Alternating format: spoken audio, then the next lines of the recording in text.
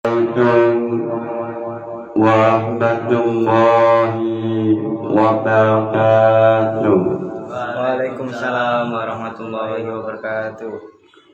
Ila hadratin Nabi Muhammad sallallahu alaihi wasallam wa ila jami'i masyayikh al-qiyam wa ila jami'il mustahiqin khususan mustahiqina wa jami'i mu'allifil kutub khususan mu'allif jam'ul jawami' libaqati ulumihim fitni wa dunya wal akhirah.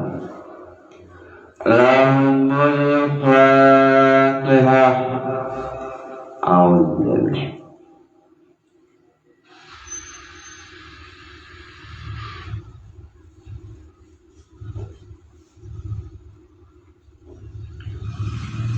Pada esok hari ini akan menjelaskan mengenai hukuman orang muslim yang meninggalkan sholat. Apa hukuman orang Islam meninggalkan sholat? Dalam hal ini usul fiqhnya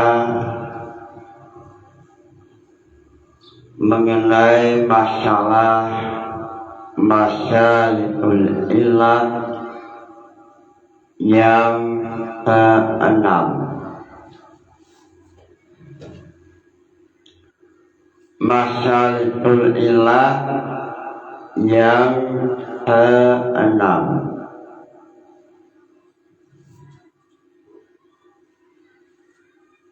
Bismillahirrahmanirrahim. As-sadisu as-sabahu. As-sadisu utawi masalikul ilat ang nomor 6. Masalikul ilat jumlahnya ada 10. Nomor 1 ijma. Contoh, la yahtumu ahadukum wa huwa ghadbanun. Ulama ijma ilatnya adalah ghadab atau emosi. Wasani Anas. Masalikul ilat nas. Contoh dalam masalah mengenai jihad. Unzina lilladzina yuqatilunakum bi'annahum zulimu.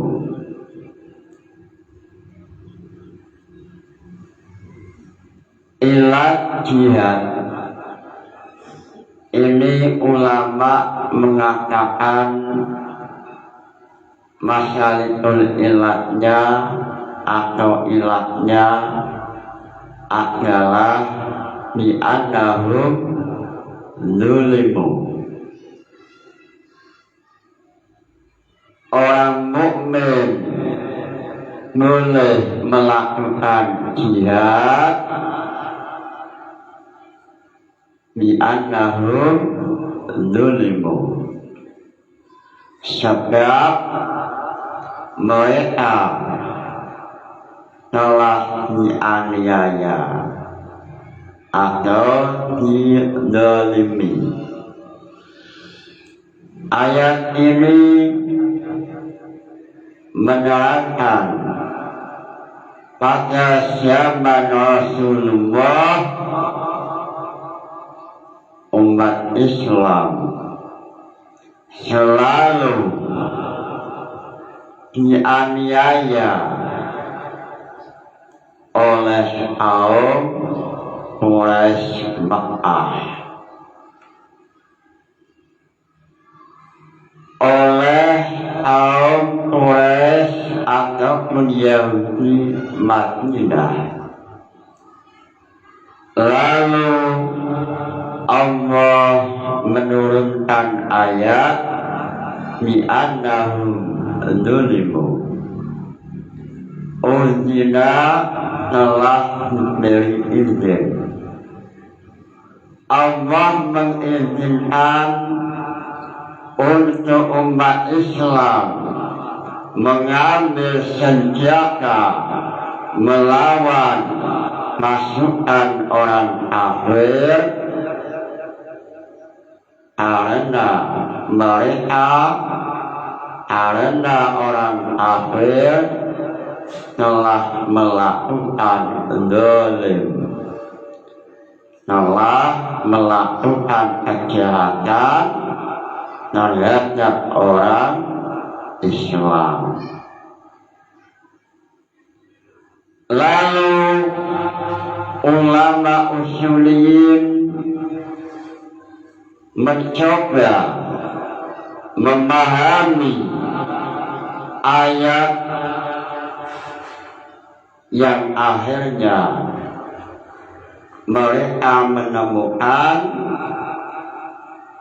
ilat dalam ayat itu adalah bi annahum zulimu. Ini namanya metode mencari ilat berupa nas. Bi annahum huruf ya ini adalah sebab kenapa Allah memperbolehkan umat Islam melakukan jihad melawan orang kafir. Ilatnya sebab orang kafir telah melakukan kejahatan. Oleh sebab itu dalam fikih kebangsaan orang Islam tidak boleh melakukan jihad kepada orang kafir kalau memang orang kafir itu tidak melakukan kejahatan. Al-Islam asasu al-musyalamah. Islam mengajarkan perdamaian, mengajarkan kerukunan, sehingga al-hukmu yadulu ma'a illati. Bolehnya jihad kalau memang orang kafir melakukan kejahatan kepada orang Islam. Ilatnya adalah kejahatan. Ilatnya bukan masalah kekafiran atau masalah agama, ilatnya bukan masalah mereka agamanya tidak Islam, tapi ilatnya adalah kejahatan. Sehingga selama orang kafir tidak melakukan kejahatan, maka orang Islam tidak boleh melakukan jihad terhadap orang kafir. Ini adalah salah satu metode memahami firman Allah melalui pendekatan masyalikul illah. Lalu yang ketiga adalah al-iman.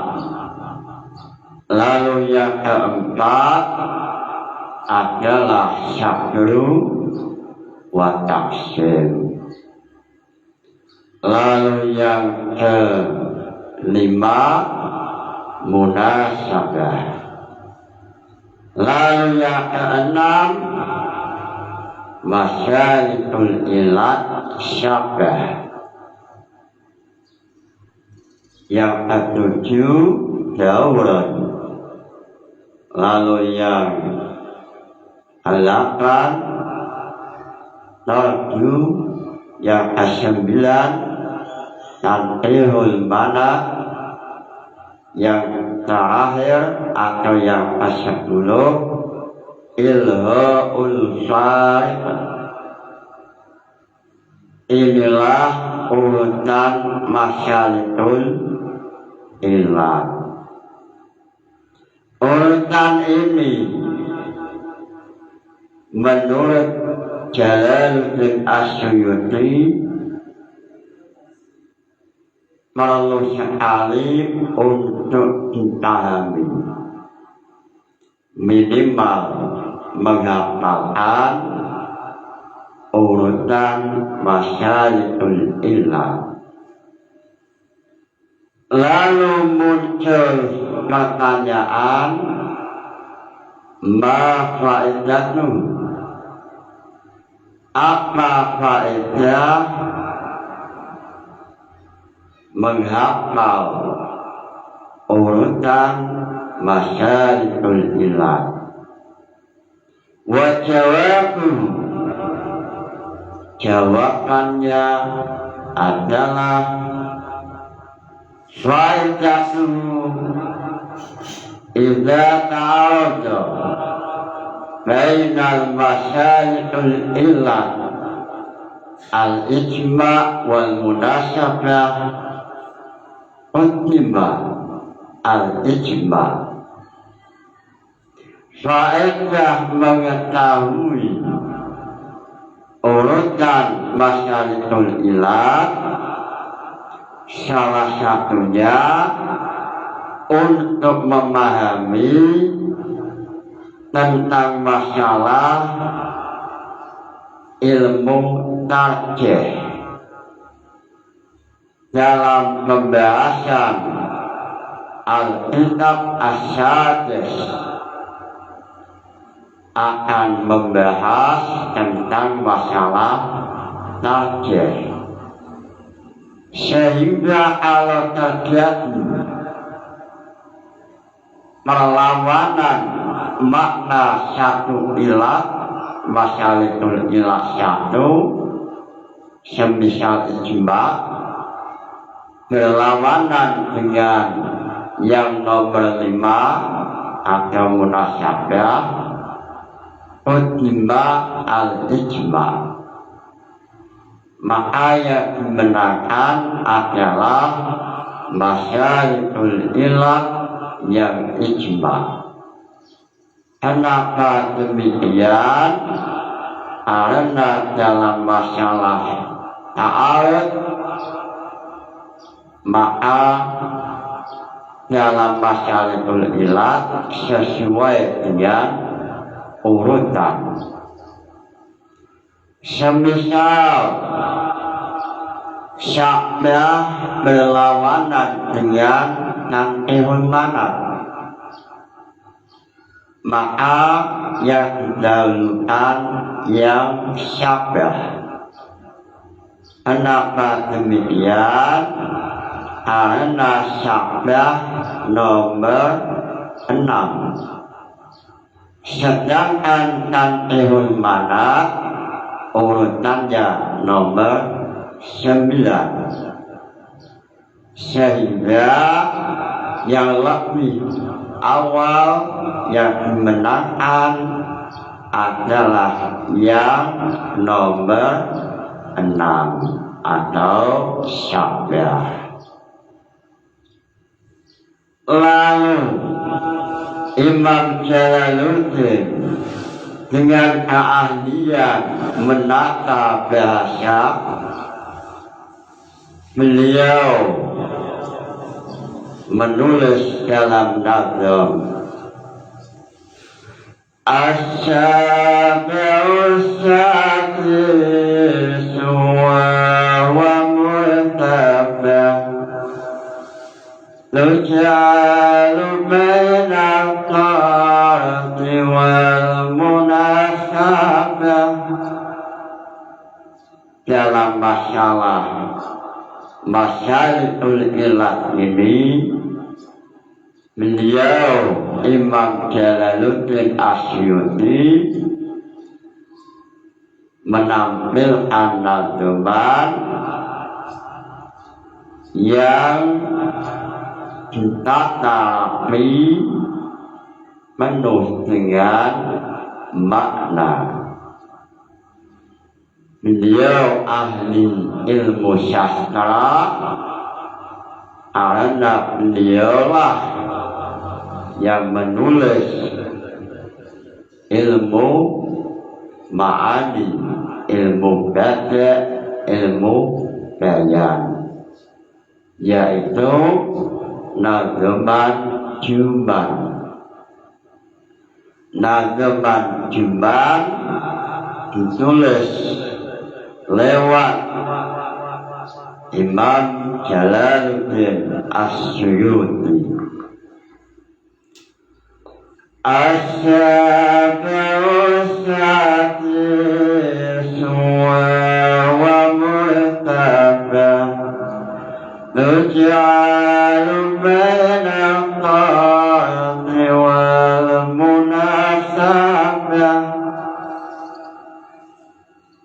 Asy-Syafi'u utawi nomor 6 itu asy-Syafi'u Masyaratul ilat sabda. Wa utawi asy-Sadis itu murtabah urutane sabda. Lujalu dan akan auto sabda bainat tadi dalam antara masyaratul ilat at-tarju wal munasib lan dalam antara masyaratul ilat al-munasib. Asy-Syafi'u asy-Syafi'u Masyaratul ilat yang nomor 6 adalah syabah. Syabah yaitu masyaratul ilat baina tarju wal munasib. Syabah adalah metode mencari ilat yang mana sabda ini seolah-olah seperti munasib atau seolah-olah seperti masyaratul ilat atau Nujalu baina tarju wal munasib. Dalam jawaban asyakusu asyabah mansilatun bainal munasibi wal tarju. Syabah yaitu masyaratul ilat antara masyaratul ilat tarju dan masyaratul ilat munasib. Artinya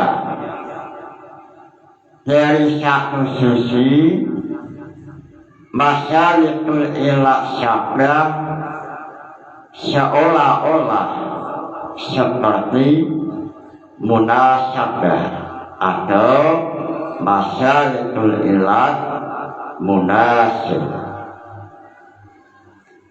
Masyaratul ilat munasib itu ilat dengan hukum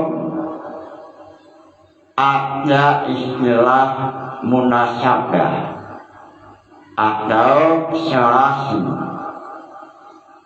sehingga dalam masyaratul ilat munasib ada istilah al-munasib, al-mu'assir, al-munasib, al-mulaim, al-munasib, al-mulha, al-munasib lam taknul asyara ala ilha'ihi wa huwa mursalun, maslahah mursalah. Dalam munasib itu ilat dan hukum ada nilai syar'i. Lalu dalam syabdah juga ada istilah munasabah. Untuk dengan ilat juga ada nilai munasabah, seperti dalam Al-Aqdar qala al-Isnawi. Dalam Al-Aqdar Imam Isnawi langsung tampil mencontohkan furu'iyah. Karena Imam Isnawi yang meninggal tahun 772, beliau merasa perlu banyak furu'iyah supaya usul fiqh mudah dipahami. Imam Isnawi yang meninggal tahun 772, beliau setelah melakukan mutola'ah berulang-ulang kali usul fiqh Syafi'iyah, minimnya furu'iyah. Mulai ulama sebelumnya, yaitu Imam Bedawi yang meninggal tahun 685, atau kitabnya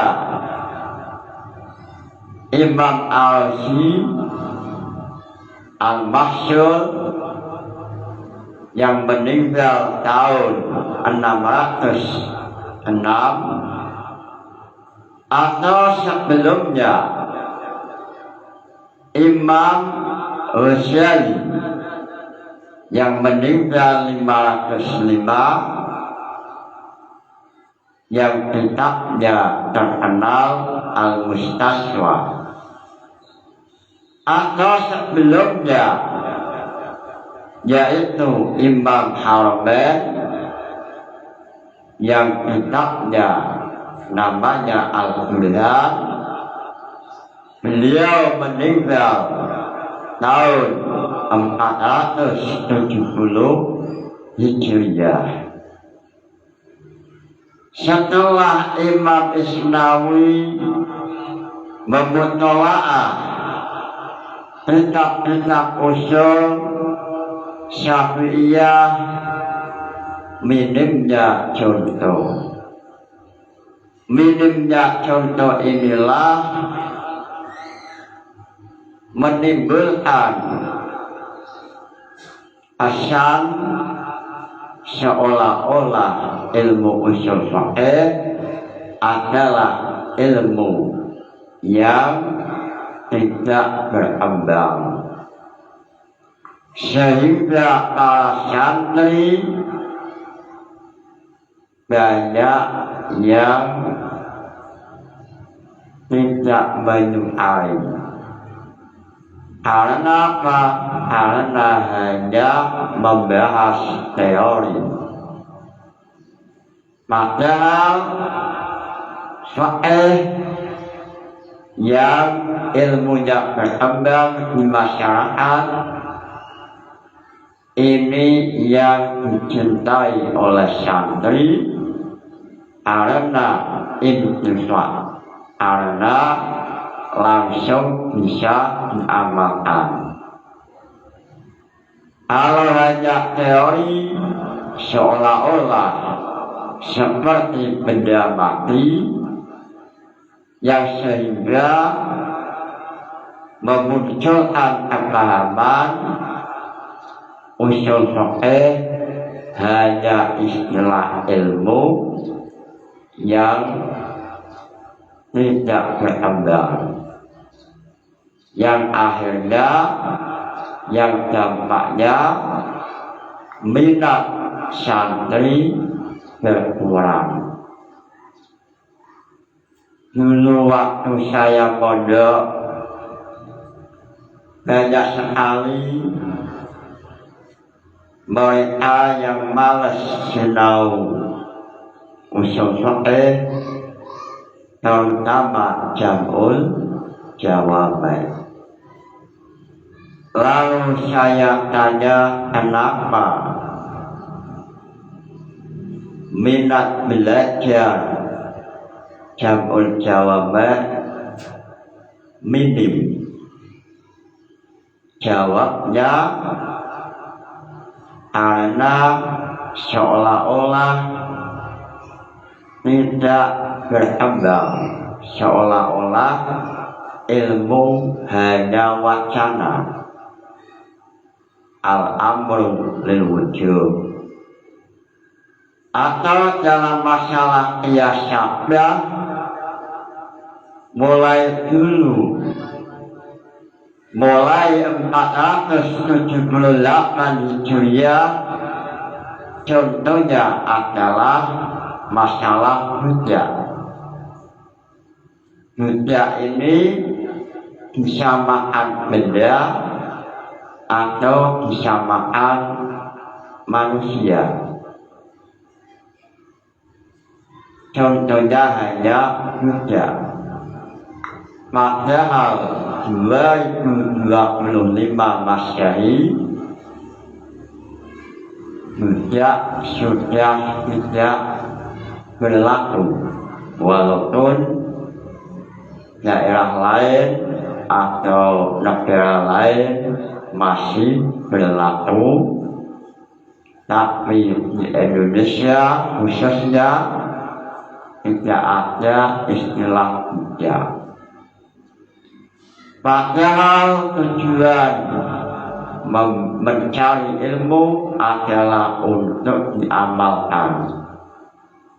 Sedangkan masalah hujjah ini sudah tidak berlaku. Permasalahan inilah dalam pembahasan Masalikul Ilat, Imam Isnawi langsung tampil dalam kitab Al-Aqal. Beliau langsung tampil mencontohkan ru'yah. Masalah lahu al-Isnawi min ta'lili wujubi niyat fi tayammumi min qawlihi taharatan yuqasu alaihi al-wujub fa inna taharah min haitsu hiya la tunasibu istiratin niyat. Tayammum syar'un atau yang akan disamakan. Tayammum disamakan dengan wudhu. Lalu ilatnya adalah toharoh. Toharoh dengan niat. Dalam toharoh wajib niat, asalnya wajib niat. Toharoh dengan niat atau balik, ilatnya adalah wujud niat, lalu asalnya wajib adanya toharoh. Niat ilatnya, lalu asalnya wajibnya toharoh. Niat yang toharoh ini tidak ada nilai munasabah. Toharoh itu kata Imam Isnawi adalah membersihkan sesuatu, sehingga hubungan toharoh dengan niat ini tidak ada munasabahnya, tidak ada nilai asasian. Toharoh atau bersuci luwatan. Wa illa ustulitat fit toharoh adin najisi lakin la tunasibu. Seandainya munasabah, tentunya dalam isyaratun najasah juga harus niat. Padahal dalam masalah isyaratun najasah la yajibu an-niyat. Lalu niat dengan toharoh ini bisa munasabah mitabai dengan cara melihat sifat yang menempel pada toharoh. Sifatnya adalah ibadah. Karena ini toharoh adalah ibadah, maka wajib niat. Ini baru munasabah. Sehingga sabdah itu bainal munasib, seperti munasabah atau masalikul ilat munasabah, tapi tidak 100% sama. Lalu beda sabda itu juga hampir sama dengan tordun. Tordun itu masalikul ilat yang ilat dengan hukum tidak memiliki nilai munasyabah. Kenapa syabah sama dengan tarku? Karena melihat bahwa syabah ini tidak 100% sama dengan munasyabah. Artinya ketidaksamaan itulah muncul baina tarku. Contoh semisal hamba sahaya atau budak disamaan dengan pakaian. Satu sisi sama-sama boleh untuk kita jual belikan. Ini namanya bainal munasib min wajib. Tapi yang namanya budak yang sifatnya adalah insaniyah tidak persis dengan benda mati atau pakaian. Tidak sama 100% inilah bahasa usul fiqh baina tarku. Sehingga dalam definisi syabah yaitu manzilatun bainal munasib wa baina tarku. Masyaritul ilah yang seperti munasib dan seperti tarku. Seperti munasib sebab dalam syabah ada nilai kesamaan ilah dan tu. Sehingga kesamaan inilah bahasa usul fiqh bainal munasib. Lalu karena samanya itu tidak 100%, akhirnya dinamakan baina tarku. Seorang budak disamakan dengan pakaian. Ini memang sama tapi memang beda.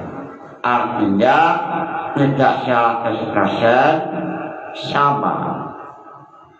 Satu sisi memang munasyabah karena seorang budak memiliki sifat yang hampir sama dengan pakaian. Lalu dari sisi lain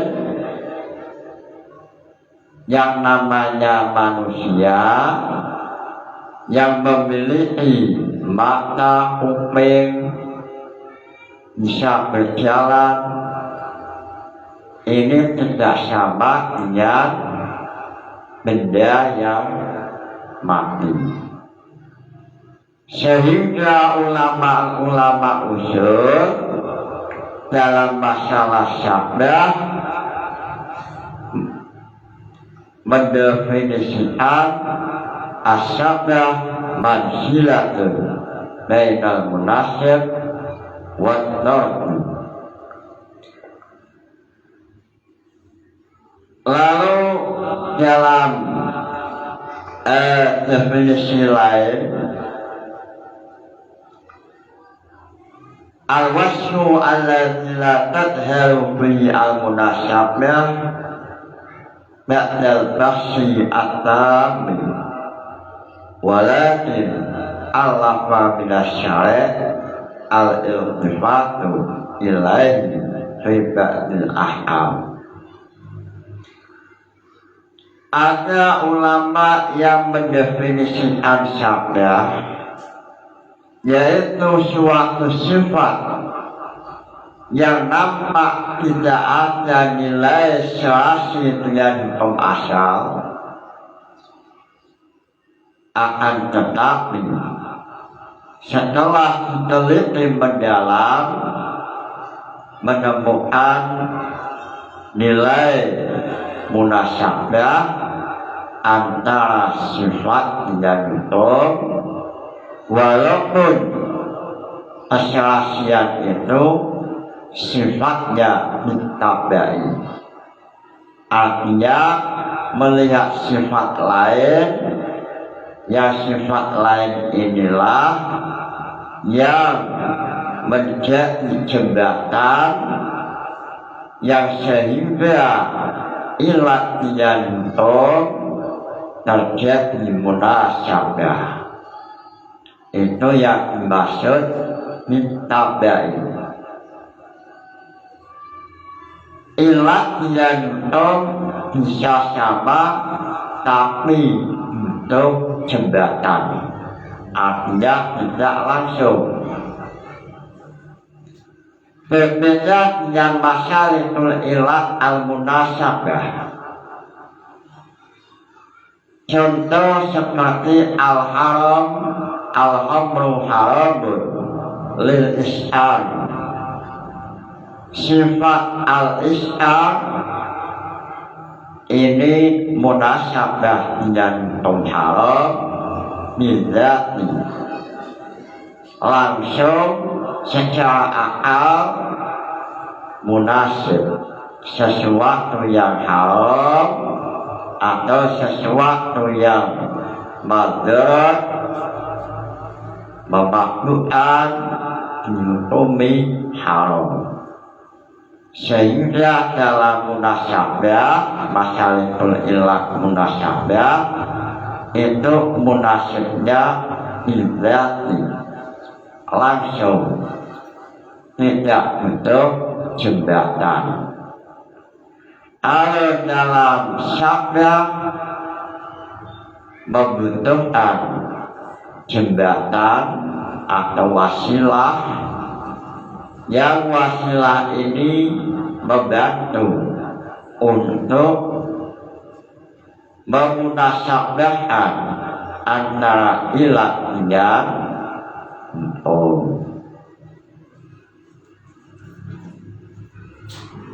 asyabau syafi'u wa multabah usyalu baina qarni wal munasabah. Jalaluddin, Imam Jalaluddin dalam masalah mendefinisikan qiyas syabah, beliau mengatakan baina tarji wal munasib. Lalu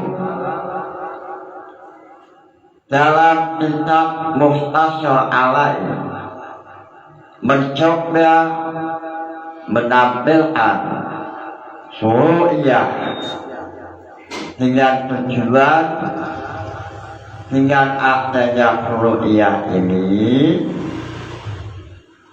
membuka jendela apa yang dimaksud usul fiqh masalahul ilah syabdah, sehingga setelah kita buka jendela nanti akan menemukan beberapa suru'iyah.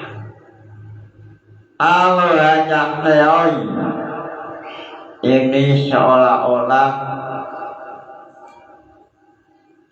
intifaknya ilatul intifak.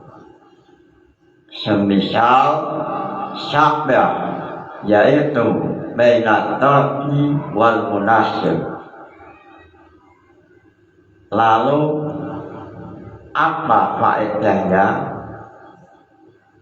Faedahnya ditambahkan oleh Imam Isnawi supaya ilmu usul itu seolah-olah manusia yang berjalan al-fu'iyahnya sedikit seolah-olah usul fikih seperti manusia yang tidak berkembang, sehingga ini menjadi alasan kenapa banyak santri yang minatnya usul fikih minim, karena dianggap usul fikih Syafi'iyah ini tidak berkembang. Akhirnya Imam Isnawi, Imam Asy-Syadzali, lalu ulama-ulama lain mencoba memanggil malaikat untuk supaya usul fikih ini berjalan, sehingga banyak peminat untuk memahaminya. Lalu dalam fu'iyahnya, dalam Mukhtasar Alain, qaidatun qala asy-Syafi'i radhiyallahu anhu qiyas salatatul asbah ayyakuna al-fa'u da'iran baina aslain. Setelah Imam Syafi'i menjelaskan apa itu masyaratul ilat syabdah, lalu beliau menampilkan beberapa fu'iyah. Salah satunya adalah tarkus sholat. Fa inna sholat taraddadat baina musyabahatil iman imani wa baina baqiyatil arkan. Fastabahat baqiyatul arkan min jihati anal islama yatimu la yatimu bidunia. Min jihati anal islam yatimu bidunia wa asbahat al iman min jihati an-niyabah la tadkhulu fiha wa hiya tadkhulu fi syahat wal haji wa kadzalika as-shawm. Contoh masalah sholat, setelah menjelaskan usul fikih definisi syabdah, lalu contoh fu'iyahnya adalah sholat. Sholat itu apakah disamakan dengan rukun Islam, yaitu haji atau yang lain, atau disamakan iman?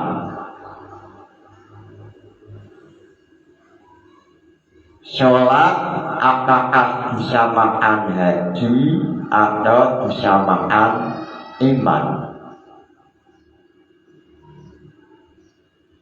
Sholat tidak boleh untuk niyabah atau diwakilkan oleh orang lain. Ini sama dengan iman. Dalam Thariqatul Ushul itu ada pembahasan an-niyabah. Niyabah atau mewakilkan ibadah dalam haji itu boleh, karena termasuk ibadah maliyah. Walaupun dalam thariqatul usul di sana dikatakan hilal. Lalu sholat ini boleh. Sholatnya orang mayit, orang yang sudah meninggal, lalu dia tidak ada uzur, lalu meninggal belum sempat sholat. Nah ini boleh diganti kalau dalam thariqatul usul. Nah ini apakah sholat ini bisa makan haji? Yang mana sama-sama boleh untuk an-niyabah dengan beberapa syarat seperti Imam As-Sufri dalam Mu'in, Fakta Mu'in wa fa'alamu As-Sufri. Atau sholat itu disamakan dengan iman. Iman itu la yadkhulu an-niyabah, tidak boleh untuk diwakilkan. Lalu Imam Syafi'i dalam hal ini beliau melakukan ijtihad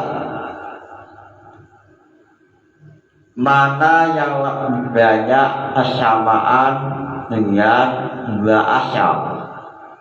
Sholat memiliki dua asal. Pertama, sama dengan rukun Islam, haji, puasa. Ini boleh dalam satu masalah untuk niyabah. Artinya dalam satu kasus, semisal orangnya meninggal, akhirnya ahli waris melakukan sholat walaupun hilal. Atau disamakan haji. Alat haji dalam thariqatul usul ini boleh, tapi tetap hilal. Dalam thariqatul usul wa yajuzu indana an-niyabah fil ibadah al-badaniyah. Lalu al-jawaz asyari fala dalam masalah haji ini thariqatul usul memandang bahwa haji itu ibadah maliyah. Syaibatun baina ibadah maliyah wal ibadah badaniyah.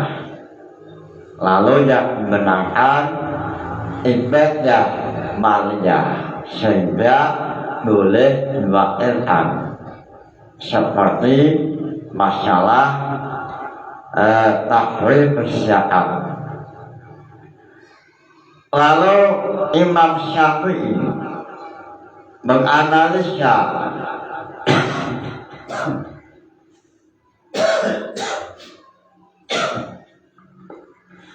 Imam Syafi'i menganalisa,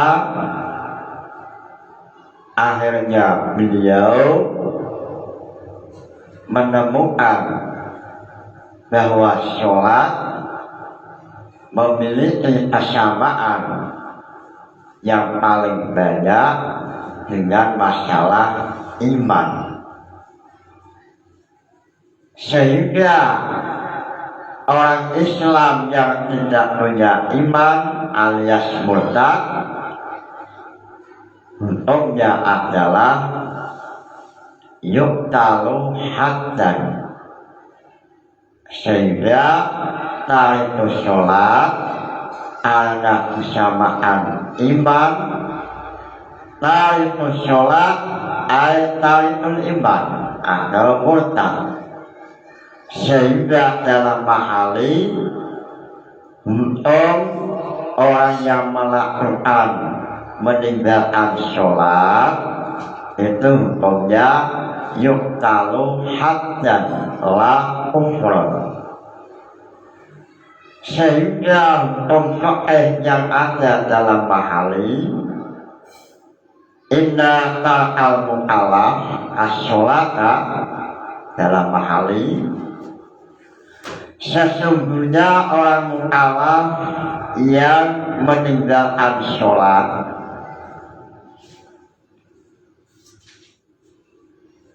ini hukumnya adalah yuktalu haddan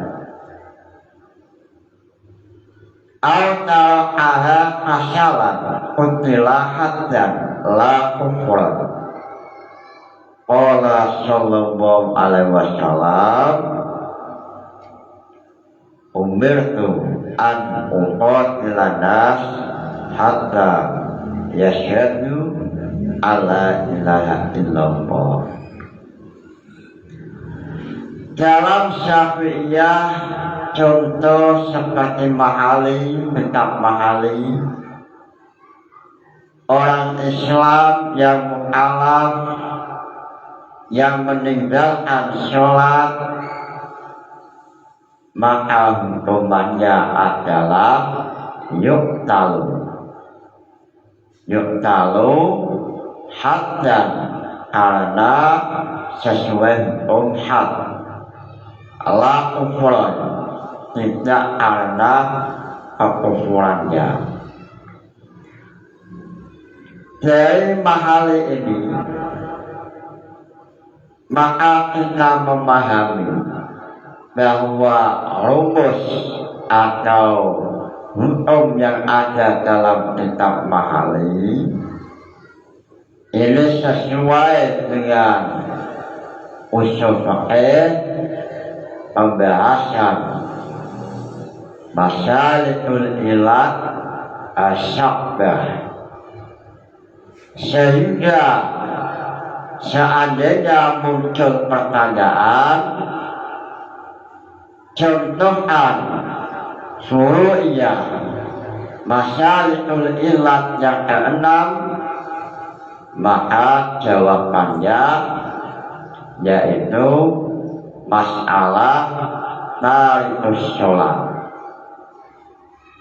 Sholat dairatun baina hati wa bainal iman.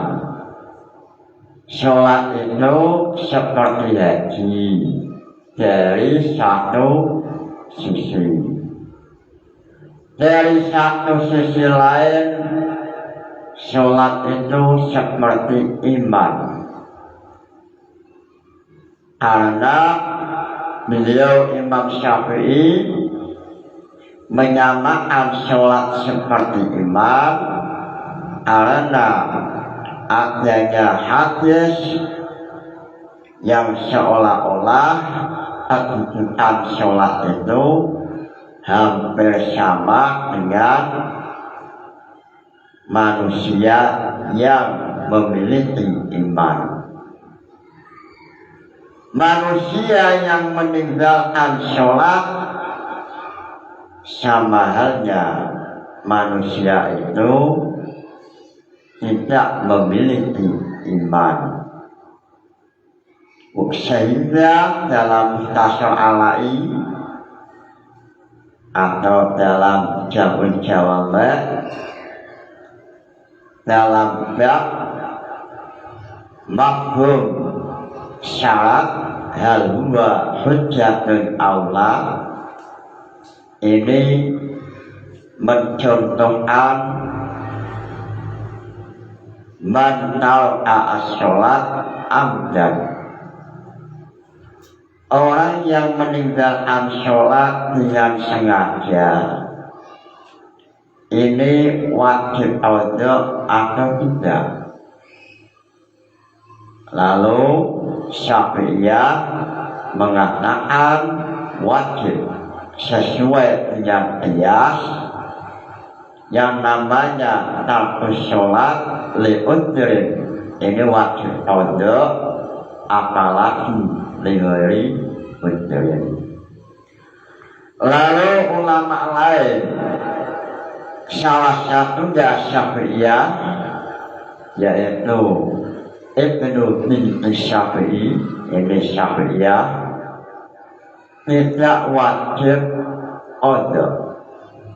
Yang wajib adalah melakukan taubat, menyesal, bangun tengah malam minta kepada Allah maaf, menyesali perbuatannya dan memperbanyak melakukan amal soleh.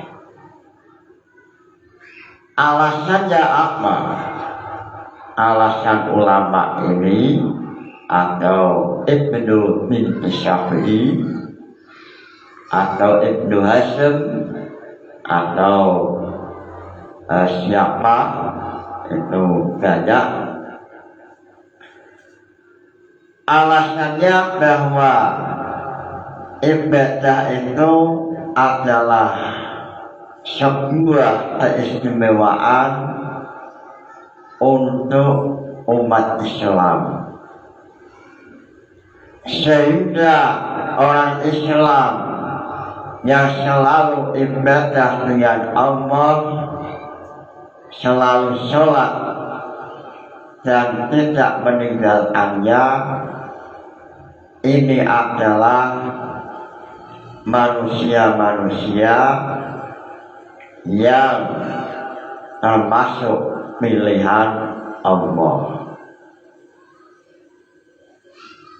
Sehingga mereka yang tidak sholat, mereka adalah manusia selain pilihan Allah. Dalam Mukhtasar Alai, alasannya Allah akan selalu menjadikan kekasihnya sholat tepat waktu. Sedangkan mereka yang tidak mau sholat tanpa ada uzur, maka dia itu seolah-olah tidak dicintai oleh Allah. Sehingga menurut Ibnu Hasyim, solusinya adalah taubat, istighfar. Itu menurut Imam Ibnu Hasyim dalam salah satu kitabnya, atau menurut salah satu Syafi'iyah, Ibnu binti Syafi'i. Lalu dalam Fu'iyah Masyaritul Ilah Syabdah wa minha, dalam Mukhtasar Alai halaman 94, wa minha asyaubu taraddada baina sholat wal haji. Faqala Syafi'i bisholat li'annahu ibadatun badaniyatun la tadkhuluha an-niyabah fil hayati, fa'aujaba ta'yilun niyat fihi apa bisholat. Lalu dalam masalah puasa, puasa itu apakah sama dengan sholat atau sama dengan haji? Ini contoh Masyaritul Ilah yang kedua. Kalau dalam tamhid contohnya banyak, tidak hanya hujjah. Kalau dalam warakat Itu contohnya juga apakah bisa makan pakaian atau bisa makan dengan manusia. Nah, dalam muhtasar ala'i menampilkan contoh yang kedua, yaitu asyamu tawadada bena sholat wal haji. Puasa itu apakah sama dengan sholat ataukah sama dengan haji? Seandainya sama dengan sholat, maka wajib ta'yinun niat, wajib menentukan niat sholli fardhu zuhri. Imam Syafi'i mencoba menganalisis persamaan puasa dengan sholat atau dengan haji. Akhirnya beliau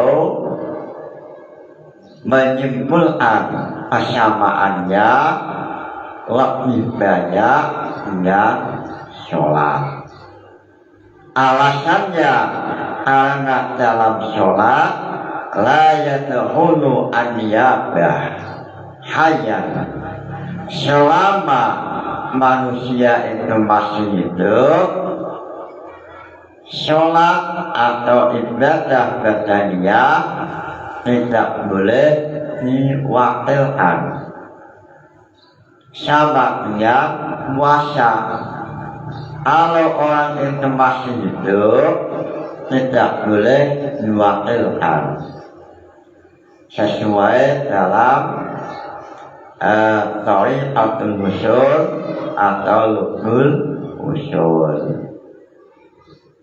Kalau masih hidup tidak boleh untuk diwakilkan, karena itu termasuk ibadah badaniyah yang memiliki makna, yaitu untuk menguji seberapa volume hamba taat terhadap Allah. Ujian untuk menilai seberapa hamba ini taat dengan Allah. Lalu dalam hal ini kelompok Hanafiyah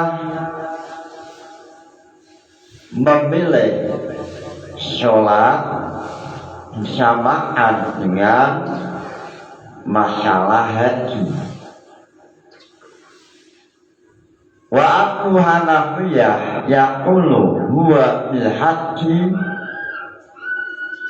Kelompok Hanafiyah dalam masalah sholat ini lebih condong untuk menyamakan sholat dengan haji, sehingga tidak wajib untuk ta'yinun niyat. Ini kalau kelompok Hanafiyah. Alasan kelompok Hanafiyah listira'ihima fi wujubil kafar bil ihsan. Karena sholat, karena puasa dengan haji ini memiliki kesamaan, yaitu sama-sama wajib membayar kifarah saat melakukan kesalahan dalam haji atau puasa. Dalam haji ada istilah kafarah karena melakukan kesalahan dalam rukun haji sehingga ada istilah kafaroh. Dalam puasa sama, semisal pada siang bolong jam 12 siang melakukan hubungan dengan istrinya, ini sama-sama wajib membayar kafaroh. Inilah beberapa kuliah dari usul fikih mengenai masalahul ilat yang keenam. Masalahul ilat yang keenam yaitu masalahul ilat syabah.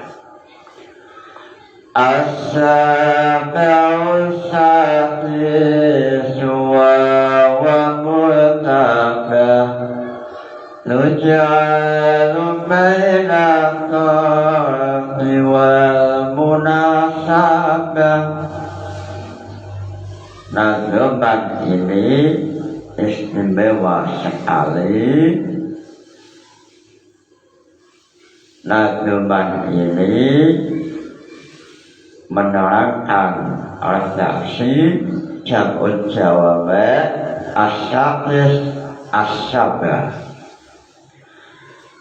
As-sab'u sadisu wa mutabah Nujalu baina tarfi wal munasabah.